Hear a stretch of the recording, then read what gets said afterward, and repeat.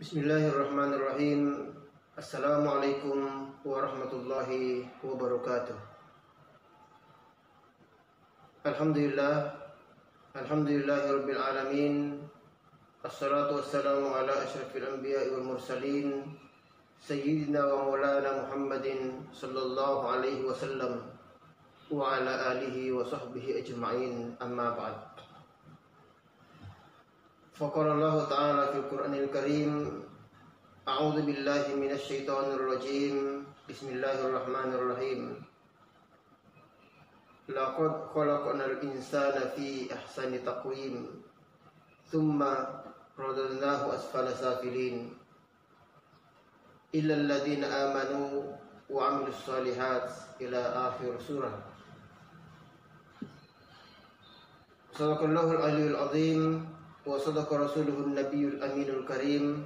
Wa nahnu ala dzalika minasy syahidin wasyakirin. Walhamdulillahi rabbil alamin. Saudara-saudara sekalian, puji syukur kita panjatkan kehadirat Allah Subhanahu wa taala. Sekaligus kita kirimkan salawat dan taslim pada baginda Rasulullah Muhammad sallallahu alaihi wasallam. Alhamdulillah, dalam ayat yang kita bacakan tadi, tepatnya dalam surah At-Tin, wabil khusus kepada ayat keempat dari surah At-Tin ini, menunjukkan bahwa sesungguhnya Allah Subhanahu wa taala itu menciptakan manusia dengan sebaik-baik kejadian. Manusia memiliki struktur biologis yang serasi dalam rangka mewujudkan perintah Allah dan juga agar mampu menjauhi larangan-larangan Allah. Sehingga itulah kenapa Allah menyinggung dalam ayat yang kita bacakan tadi, A'udzu billahi minasyaitonir rajim. Bismillahirrahmanirrahim. Laqad khalaqnal insana fi ahsani taqwim. Sungguh kami telah menciptakan manusia dengan sebaik-baik bentuk. Ayat ini memberikan satu semangat kepada manusia sebagai makhluk yang paling sempurna. Jadi seolah Allah Subhanahu wa taala ingin memperjelas bahwa makhluk yang paling spesial yang diciptakan olehnya di muka bumi ini adalah manusia. Nah, manusia kata Allah diciptakan dalam bentuk yang sebaik-baiknya, dalam bentuk yang paling sempurna. Akan tetapi sayang seru sayang, bentuk yang sempurna ini, tubuh yang paling ideal ini,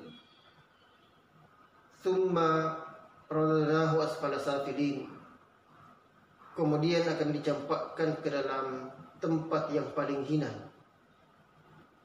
Bahkan saking hinanya tempat itu, tempat tersebut jauh lebih hina daripada tempat para binatang. Di mana ke tempat yang paling hina itu bahkan lebih hina dari binatang, asfala safilin, dicampakkan ke dalam neraka asfal. Maka alangkah kasihannya, sungguh tragis bagi manusia-manusia yang masuk dalam kategori ini. Tidak ada gunanya tubuh kita sebagai tubuh yang paling ideal. Tidak ada gunanya kita diciptakan dalam bentuk yang terbaik, bentuk yang paling sempurna. Akan tetapi kemudian bentuk yang sempurna ini ditempatkan pada tempat yang hina dina. Yang tadi kita sebutkan adalah neraka asfal. Dalam hadisnya Rasulullah Muhammad sallallahu alaihi wasallam juga bersabda, Nabi katakan, kullu mauludi yuladu 'alal fitrah hatta yu'riba anhu lisanahu. Bahwa setiap manusia yang lahir itu dilahirkan dalam keadaan suci bersih, lalu kemudian lidahnya dapat berkata-kata, lidahnya dapat mengucapkan hal-hal yang baik. Nah, sehingga kedua dalil ini, baik ayat yang kita bacakan tadi maupun hadis Rasulullah, menunjukkan tentang manusia yang wajib bagi setiap manusia menghormati martabat kejadiannya. Sehingga manusia yang tidak mempergunakan tubuhnya dengan baik untuk menyembah kepada Allah Subhanahu wa taala, bermakna dia sudah menyia-nyiakan hidupnya.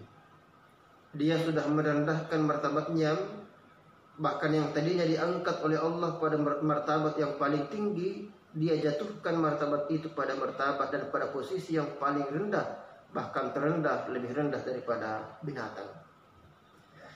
Itulah kenapa dalam surah Al-Baqarah Allah Subhanahu wa taala mengingatkan bahwa banyak manusia yang bertindak sebagai seakan-akan seperti binatang.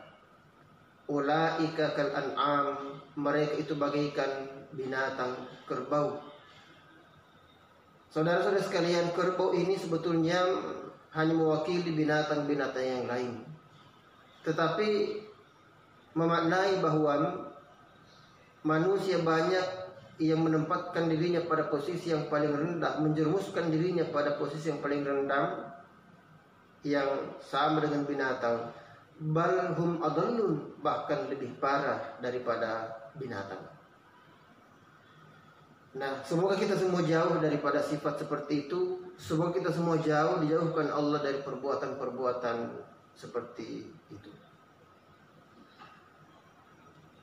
Lalu kemudian, kesempurnaan kejadian manusia itu harus dimanfaatkan sebaik-baiknya dalam pelaksanaan perintah-perintah Allah. Di mana dalam melaksanakan perintah-perintah Allah itu harus dibarengi dengan menjauhi segala larangan-larangan Allah. Nah, ini sangat penting oleh karena manusia dikatakan manusia disebabkan karena perbuatan dan kata-katanya.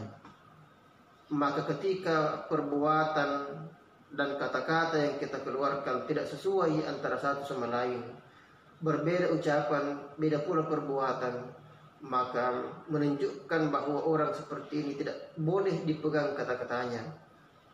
Dialah yang kita maksudkan dalam kajian sebelumnya sebagai binatang yang berbicara. Saudara-saudara sekalian, demikian pula mestinya bentuk yang baik ini yang diberikan Allah Subhanahu wa taala kepada manusia hendaknya digunakan untuk bergaul secara baik. Baik itu terhadap sesama manusia maupun terhadap sesama makhluk ciptaan Allah yang lainnya. Tujuannya agar supaya bisa mendapatkan kebahagiaan di dunia dan juga keselamatan di akhirat. Fid dunya wal akhirah. Nah, jadi bahagia dunia dan selamat di akhirat. Saudara-saudara yang dirahmati oleh Allah Subhanahu wa taala, lanjut bahwa siapa yang menyia-nyiakan dalam memanfaatkan kesucian fitrah kejadian dirinya sebagai makhluk yang paling tinggi derajatnya di sisi Allah Subhanahu wa taala, karena menggunakan tubuh yang sempurna ini dengan melakukan kedurhakaan kepada Allah Subhanahu wa taala dan bersikap ingkar dalam pergaulannya dengan sesama manusia, maka orang yang seperti ini termasuk kelompok orang-orang yang celaka. Ia termasuk hampa dari rahmat Allah Subhanahu wa taala. Dia hampa, tidak punya guna, dia hampa, tidak ada manfaat dan tidak punya faedah sama sekali. Nah, ini celakanya bagi orang yang tidak sanggup menghargai apa yang Allah berikan kepadanya dalam bentuk tubuh yang sempurna ini. Maka sayangilah tubuh kita, sayangilah diri kita. Ketika Allah Subhanahu wa taala menganugerahkan kita dengan tubuh yang sempurna, maka upayakan bagaimana sedapat mungkin agar tubuh yang lengkap ini, agar tubuh yang sempurna ini tidak dicampakkan pada api neraka yang menyala-nyala di akhir ke depan. Nah, sehingga jelaslah bahwa pengabdian dalam bentuk zahir adalah pemanfaatan unsur-unsur bahagian jasmani yang ada pada diri manusia dalam menunaikan perintah dari Allah Subhanahu wa taala dengan menjauhi segala larangannya serta melaksanakan seluruh perintahnya. Nah, kemudian digunakan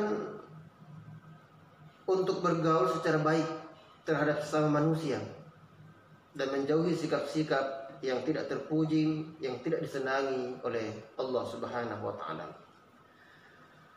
Nah, saudara-saudara yang dirahmati oleh Allah Subhanahu wa taala, inilah kajian terkait dengan surah At-Tin ayat 4.